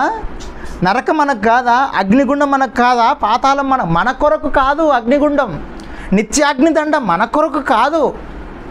ఎవరి కొరకు కదట? అపవాదికిని దాని దూతలకును సిద్ధపరచబడిన నిత్యాగ్ని దండనలోనికి శపింపబడిన మీరు వెళ్ళాలి. ఇప్పుడు సహకారులు లేరు, స్వార్థ ప్రకటనలు లేరు, విశ్వాసులుగా అసలు లేరు, దేవుడంటే ప్రేమనే లేదు. వీళ్ళంతా ఏంటట? అనవసరంగా ఎక్కడ పోతున్నారు వీళ్ళు? నిత్యాగ్ని దండకి. ఎవరి కొరకు? ఇదిగో అపవాదికిని దానికి దూతలకు సిద్ధపరచబడిన ఆ నిత్యాగ్ని దండంలోనికి శపింపబడిన వారు వెళ్తున్నారు అని దేవుడు రాయించాడు. ప్రియమైన దేవుని వల్ల అంటే ఇక్కడ మనం ఆలోచించగలిగితే అపవాది ఆయుష్ ఎంతసేపు అంటే ప్రపంచ క్రైస్తవం అనుకుంటే 10-20 నిమిషాల కథం అండి అది. ఇంకా టాలెంట్ పనులు ఉంటారు, 2 నిమిషాలు బస్సులో కూర్చొని సువార్త చెప్తుంటారు. కొందరు అన్నవాళ్ళని చూస్తే మేము ఆశ్చర్యపోతున్నాం. మాట్లాడుతూనే చెప్పేస్తారు వాళ్ళు సువార్త. ఇది మాకెప్పుడు వస్తుంది? నేను వాక్యం చెప్పాలంటే కనీసానికి 40 నిమిషాలు కావాలి, లేకపోతే వాక్యం చెప్పలేను దేవుని మాటలు. కొందరు అన్నవాళ్ళు చెప్తున్నారు, పక్కన కూర్చుంటారు, మాట్లాడుకుంటారు, వాళ్ళకి సువార్త చెప్పేస్తారండి వాళ్ళకి. అసలు ఇదేంది నైపుణ్యం ఆయన అనుకుంటా. అట్లా కనుక మనం చెప్పగలిగితే సరే, నాలాంటోడు ఏదో 40 నిమిషాలకు చెప్తే 41 నిమిషంకి ఏమైపోతుంది? సాతాను యొక్క ఆయుష్ అంతమే దానికి. కానీ అది ఏం చేస్తుందంటే సర్వలోకాన్ని మోసపుచ్చు స్టార్ట్ చేశాడు. అపవాది తన ఆయుష్ని పెంచుకుంటుంది. ఎన్ని వేల సంవత్సరాలు పెంచుకుంటా. ఆదాం గారి నుంచి, ఆదం హవ్వల కాలం నుంచి స్టార్ట్ అయిందండి వాడి ఆయుష్. అక్కడ ఒక్కసారి మొదటిసారి విడిపింపబడ్డాడు. అక్కడ నుంచి అది తన జీవితాన్ని, తన ఆయుష్ని పెంచుకుంటూనే వస్తుంది. రావడానికి కారణం ఏంటంటే మనం మోసపోతున్నాం కనుక. స్వార్థ ప్రకటించే పని చేయం, దేవుని కార్యక్రమాలే మనుషులు చేయరు. సమాజంలోకి స్వార్థను తీసుకెళ్ళటానికి ఆలోచన లేనప్పుడు అది ఏమైపోతుంది? నాయన నువ్వు ఉండాలిరా. ఒక్కరోజు ఆదివారం ఏమండి మనం సండే వర్షిప్కి వెళ్ళలేదనుకోండి, అప్పుడు ఏమనిపిస్తుంది? నెక్స్ట్ ఆదివారం వచ్చినప్పుడు ఇంకేం పోతానులే అనిపిస్తుంది. ఇక సాతాను ఏం చేస్తాడు? వద్దురా నాయన, నేను బతకాలని ఉందిరా, నువ్వు సుఖంగా ఉంటే నేను బతుకుతా. నీవేమై ఉండాలి? సుఖంగా నిద్రపో, నేను బ్రతుకుతా. నువ్వు స్వార్థకి వెళ్ళినావు అంటే, లేదా దేవుని వాక్యం తెలుస్తుంటే నువ్వేం చేస్తావు? నన్ను చితకబాదడానికి వెళ్తున్నావు, చితగొట్టడానికి వెళుతున్నావు. నువ్వు మాత్రం వెళ్ళకూడదు. నువ్వు ఎక్కడికి వెళ్ళకూడదు? నువ్వు పెళ్లి చేసుకున్నావా, పిల్లలతోనే, భార్యతోనే, భర్తనో, తిని పండుకో, పిల్లలుగాను, ఉద్యోగాలు చేయ, ఖతం నీ లైఫ్.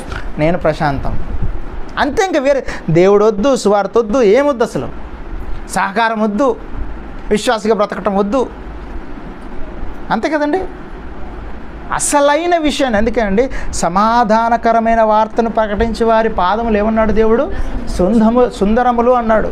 ఏమండి ఈ ప్రపంచం ఏమైపోతుందంటే, ఏమండి మనం ఎప్పుడు చదువుకుంటాం ఒక విషయం. మార్తమ్మ ఏం చేస్తుంది?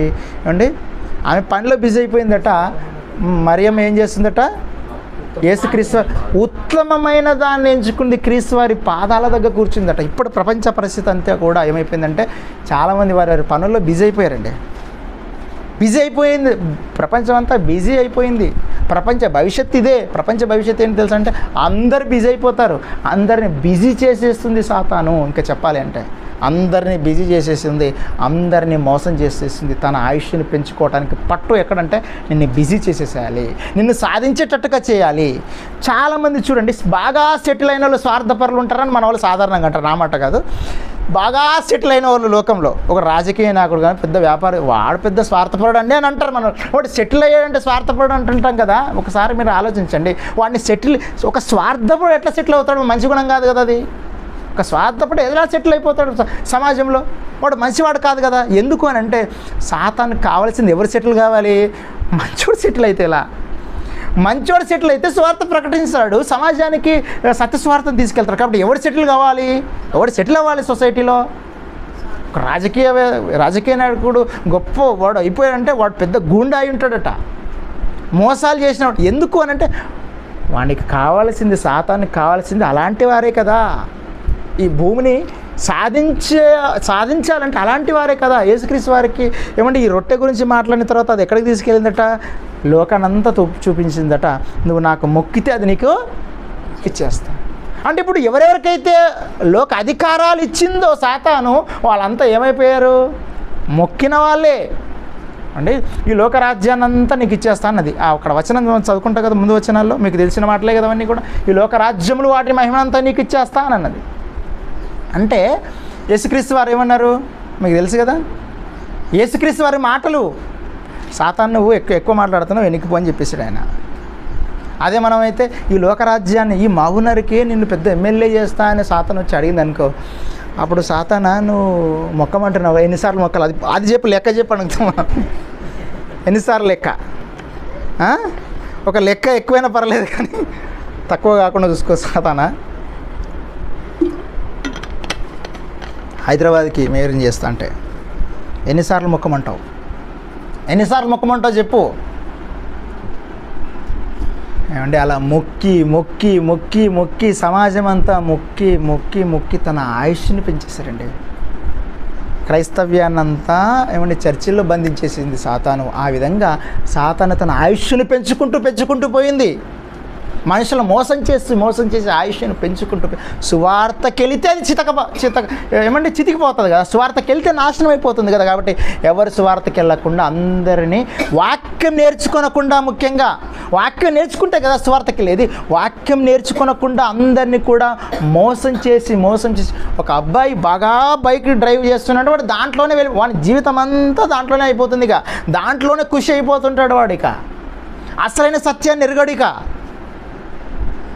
టాలెంట్ అనుకుంటున్నాం, నైపుణ్యత అనుకుంటున్నాం. సరే నీకు టాలెంట్ ఉంది, నీ మంచి విషయంలో నిపుణుడవు, సరే అసలైన దాన్ని వదిలేస్తే, రొట్టె దగ్గరనే ఆగిపోతే, నీ టాలెంట్ దగ్గరనే ఆగిపోతే, నువ్వు దాని దగ్గరనే బానిసగా నువ్వు మారిపోతే, ఒక అందం దగ్గరే నువ్వు బానిసగా మారిపోతే, ఒక రొట్టె దగ్గర బానిసగా మారిపోతే, ఒక విజయం దగ్గర నువ్వు బానిసగా మారిపోతే, నేను ఆ విధంగా నేను బానిసని చేసి అది తన జీవితాన్ని తన పబ్బం గడుపుకుంటుంది, తన జీవితాన్ని తన ఆయుష్ను పెంచుకుంటుంది. ఇంకా చెప్పాలంటే పరోక్షంగా సాతాను యొక్క ఆయుష్ను పెంచేది ఎవరు అంటే సువార్త ప్రకటించని వారే, సహకారులుగా లేని వారే, దైవ వాక్యాన్ని సమాజంలోకి తీసుకెళ్లాలనే ఆలోచన లేని వారంతా కూడా సాతాను యొక్క ఆయుష్ని, సాతాను నువ్వు చచ్చిపోతున్నావా, నువ్వు సావద్దు నువ్వు బతకాలని మన వాళ్ళు నీళ్ళు వస్తున్నారనమాట. నేను ఎక్కడికి వెళ్ళను సాతాను, నువ్వు బతుకుండాలి. ఇదిగో నేను స్వార్థకి వెళ్ళను, ఎక్కడికి వెళ్ళను, సాకారులుగా ఉండను, నేను బాప్తిసం తీసుకోను, దేవుని కొరకు శుద్ధుడుగా పరిశుద్ధుడుగా నేను బ్రతకను, నువ్వే బతకాలని చెప్పేసి చచ్చిపోతున్న దానికి జీవం ఇచ్చారట. చావు దెబ్బ తిన్న దానికి జీవాన్ని ఇచ్చారట ఈ సమాజంపరమైన దేవుని వారలారా. మొట్టమొదట అక్కడ ప్రారంభమైంది. ఎక్కడ అండి? ఆదం హవ్వల దగ్గర అక్కడ ప్రారంభమైంది. అక్కడ నుంచి ఎవరిని తర్వాత కయ్యుడిని కొట్టుకుంటూ వచ్చింది. ఆ తర్వాత ఒక్కొక్కరిని కొట్టుకుంటూ ఇదిగో తన 20 నిమిషాలు చచ్చిపోయే సాతానుకు కొన్ని వేల సంవత్సరాల ఆయుష్ని ఇచ్చింది ఎవరు తెలుసా? మనమే. అపవాది ఆయుష్ ఎంతవరకు అంటే ప్రేమైన దేవుని క్రీస్తు రాక వచ్చేంతవరకు అది ఎందుకు ఆయుష్ను పెంచుకుంటుంది అని అంటే మనము సత్క్రియలలో లేకపోవటం వలనే, సాక్షార్థమై సువార్తను ప్రకటించకపోవటం వల్ల తన ఆయుష్ని పెంచుకుంటుందంటే మనుషులు నరకాలను పంపిస్తూ మోసం చేస్తూ ఏమంటే వ్యభిచారాల వలన, అలాగేనండి హత్యల వలన, ఎన్నో వాటికి బానిసలు చేయటం వలన మనుషులందరినీ మోసం చేసి సర్వలోకమును మోసపుచ్చుచు అది ఫిక్స్ అయిపోయింది. యేసుక్రీస్తు వారు ఏం చేశారు? సర్వలోకానికి సువార్త ప్రకటించాలి అని ఆయన చెప్పాడు. మాట ఒక్కటే, సర్వలోకం అన్నది కామన్ ఉంది, కానీ అదేం చేసిందట? అది మోసం చేస్తుంది. మనం ఏం చేయాలి? సువార్తను ప్రకటించాలి. అందు విషయమైన మనస్సును ఏ విధంగా సిద్ధం చేయాలి. ఇప్పుడు చూడండి, తల్లిదండ్రులు ఏమండి దేవుని వాక్యంలో ఉన్నవారైతే పిల్లలు వినట్లా, సర్వలోకం పక్కన పెట్టు, పక్కనున్న వాళ్ళు వినట్లా. పిల్లల వాక్యం నేర్చుకుంటే తల్లిదండ్రులు వినట్లా. ఇక్కడనే అంటే ఇక్కడేది మోసం చేసుకుంటూ పోతుంది సమాజాన్ని అంతా కూడా. కుటుంబాల దగ్గరనే మోసం ఇక్కడే కుటుంబాలే బలహీనమైపోయినప్పుడు ఇప్పుడు ఏమండి వద్దని చెప్పి దేవుడు ఆ చెట్టు ఫలంను తినకూడదనే కదా కుటుంబానికి చెప్పాడు. సరే ఆదాము గారు మొదటగా వినలేదు. ఆ తర్వాత ఎవరి దగ్గరకు వచ్చింది? అది హవ్వమ్మ దగ్గరకు వచ్చి రెండవ టైంకైనా విన్నాడా ఏమండి? ఆదాము గారు విన్నారు కదా. హవ్వమ్మ చెప్పిన మాట ఫస్ట్ సాతాను ఎవరి దగ్గరకు వచ్చాడు? మొదటిసారిగా హవ్వమ్మ దగ్గర కాదమ్మా, ఎక్కడికి వచ్చాడు? ఆదాము గారి దగ్గరకు వచ్చాడు. కానీ ఆదాము గారు వినలేదు. ఆ మాట కూడా చూపమంటారు? తిమోతి పత్రికలో ఒకసారి చూడండి. తిమోతి పత్రికలో తిమోతి గారు రాసిన మొదటి పత్రిక, అపోస్తులైన పౌలు తిమోతి గారికి రాసిన మొదటి పత్రిక, పౌలు గారు రాసిన పత్రిక 2వ అధ్యాయము ఎన్నో వచ్చినామమ్మా? 12 నుంచి చదువుదామా? 12 నుంచి చదువు. స్త్రీ మౌనముగా ఉండవలసినదే కానీ ఉపదేశించుటకైనా నువ్వు పురుషుని మీద అధికారం చేయటకైనా ఆమెకు సెలవేయను. మొదట ఆదామును తరువాత హవ్వయును నిర్మింపబడి కారా? మరియు ఆదాము మోసపరచబడలేదు కానీ స్త్రీ మోసపరచబడి అపరాధములో పడెను. ఆదాము మొట్టమొదట ఆ పండును తినాలి అనే ఎక్స్ప్లెనేషన్ అంతా ఫస్ట్ ఎవరికి ఇచ్చింది? ఆదాముకి ఇచ్చింది. ఆదాము మోసపరచబడలేదు, కానీ హవ్వ మోసపరచబడింది. హవ్వ మోసపోయి మరలా ఏం చేసింది? అంటే ఆదాము మోసపోవడానికి రూట్ కాజ్ ఎవరు అంటే అది తెలుసుకుంది. ఆదామును కొట్టాలంటే ఆయన రూట్స్ ఎక్కడ ఉన్నాయి? భార్య దగ్గర ఉన్నాయి. వేర్లు ఎక్కడ కొట్టాలా? వేర్ల దగ్గర కొడితే పైనున్న ఆ వృక్షం అంతా కూడా తల్లడిల్లిపోవాలని చెప్పేసి వేర్లను కొట్టింది. వేర్లను కొడితే ఆటోమేటిక్గా పైన ఏమైపోయింది? అది అనుకున్నట్టుగా అంటే మొట్టమొదటిగా ఆదాము దగ్గరకు వచ్చిందంటే ఆదాము గారు మోసపోయలేదండి. ఎక్కడ అండి? ఏదెను తోటలో ఆదాము గారు మోసపరచలేదు. తర్వాత తర్వాత హవ్వ మోసపరచబడింది. ఆ తర్వాత కదా ఆదాము గారు మోసపోయారు. అంటే ఎక్కడ ఎవరు మోసపోతారు అన్నది దాని యొక్క రూట్ తెలుసుకొని వచ్చేస్తుంది. అది ప్రతిదాన్ని పసిగట్ట అంటే తన ఆయుష్ని పెంచుకోవటానికి చచ్చే ముందు మనిషి ఎంత తెలివి మన వెంట ఒక సింహం వెంటబడింది అనుకోండి, ఒక క్రూర జంతువు వెంటబడింది అనుకోండి, ఎంత ఛాయశక్తులను బ్రతకడానికి ప్రయత్నం చేస్తామో ఆ విధంగా సువార్త ప్రకటించేవారు నా వెంబడ పడ్డారు, సత్యాన్ని ప్రకటించేవారు నా వెంబడ పడ్డారు, వారు చంపడానికి వస్తున్నారు, నన్ను తొక్కడానికి వస్తున్నారు, నేను తప్పించుకోవాలంటే ఒక్కొక్కరిని మైండ్లో ఏముందో వాళ్ళని రూట్ కనుక్కుని వారిని మోసం చేయాలని చెప్పేసి ప్రపంచాన్ని మోసం చేస్తూ తన జీవితాన్ని కొనసాగించుకుంటూనే ఉంది. ప్రమాణ దేవుని వల్ల సాతాను దాని యొక్క ఆయుష్ను ముగించాలంటే మనం జాగ్రత్త పడాలి. సత్య సువార్త కుటుంబాలకు సమాజానికి అందించి మరి మన జీవితం కూడా ముగించుకుంటే పరలోకమందున్న తండ్రి అయిన దేవుడు సదాకాలము తన సింహాసనాన్ని మనకిస్తాడు. ఓకేనా? కళ్ళు మూసుకోండి, ప్రార్థన చేసుకుందాం.